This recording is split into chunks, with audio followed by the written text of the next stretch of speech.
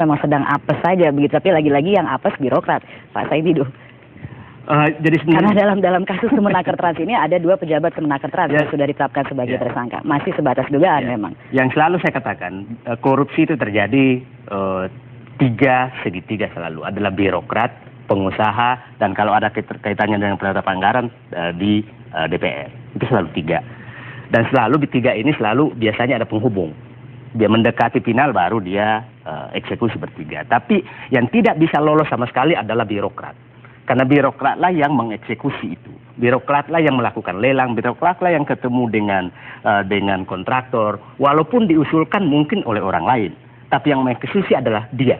Nah sebenarnya saya katakan, kalau mau membersihkan negara ini, birokrat harus bersih. Birokrat harus mandiri, birokrat harus punya integritas. Dan saya mengusulkan malah, birokrat itu dibikin etika birokrasi.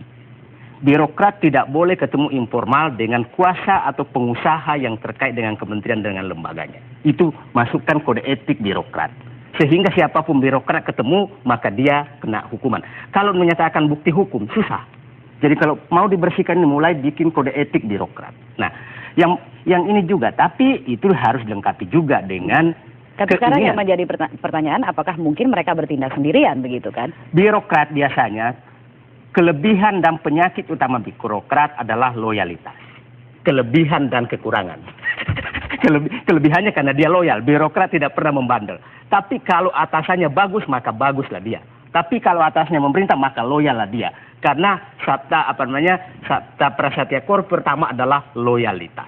Itu penyakit dan kelebihan seorang birokrat adalah loyalitas. Dan birokrat selalu penanggung risiko. Beberapa orang yang ditangkap sekarang selalu birokratnya yang, dan saya mengingatkan para birokrat. Tapi mungkinkah bertindak dengan inisiatif sendiri? Ada juga kalau memang dia nakal. Tapi saya biasanya jarang sekali birokrat, mungkin sedikit sekali lah yang terlalu berani untuk mengambil risiko. Kalau tidak ada, kan begini, birokrat juga ini kan merasa dirinya aman.